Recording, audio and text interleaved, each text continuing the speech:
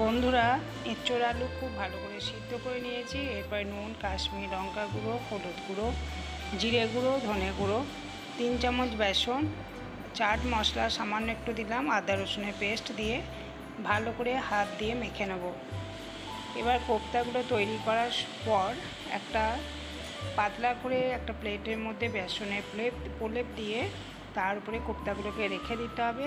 এরপর কোপ্তাগুলোকে ভালো করে ভেজে নেব, ডিপ ফ্রাই করতে হবে। এইভাবে যদি কোপ্তা রান্না করো, এঁচোড়ে কোপ্তা কারি মাছ মাংস থেকেও কোনো অংশে কম হবে না, খেতে অসাধারণ লাগে। ফোড়নের জন্য দিয়েছি দেখো তেজপাতা, একটা গোটা জিরে, শুকনো লঙ্কা আর অনেকটা পরিমাণে পেঁয়াজ দিয়েছি। পেঁয়াজটাকে কুচিয়ে ভালো করে ভেজে নিতে হবে ফোড়নের সাথে।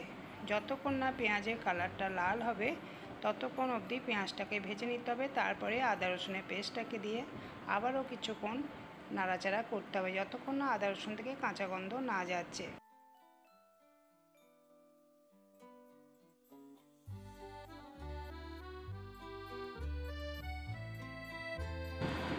পেঁয়াজটা খুব ভালো করে ভেজে নেওয়ার পর ধনে গুঁড়ো, জিরে গুঁড়ো, হলুদ আর কাশ্মীর লঙ্কা গুঁড়ো দিয়ে আবারও কিছুক্ষণ মশলাটাকে কষিয়ে নেব।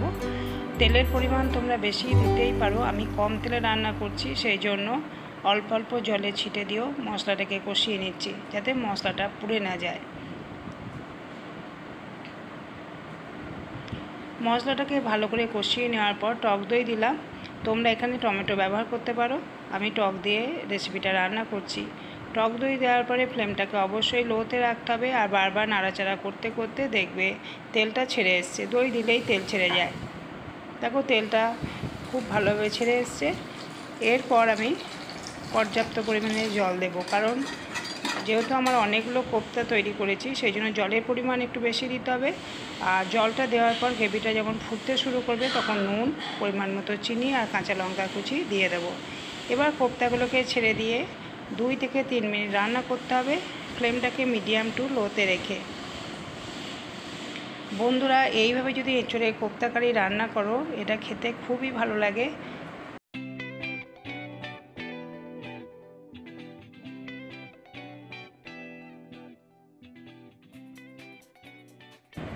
সবশেষে আমি দেব অল্প একটু গরম মশলা আর দিলাম 1 চামচ ঘি।